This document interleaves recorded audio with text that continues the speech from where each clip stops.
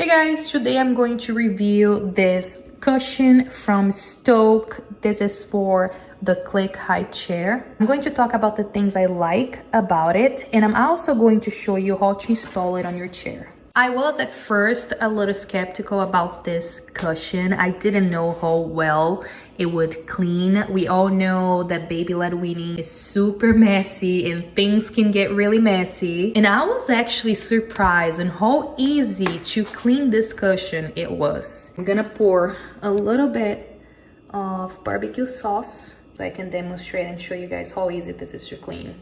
I have in my hands right now just a wet rag. You literally wipe it. And there you go. And to install the cushion is super easy. There is an opening right here where you can put the buckle. Also another one in the back where you put the straps in. These ones right here. And then on the back, you can just put this over the top. And that is it. Super simple.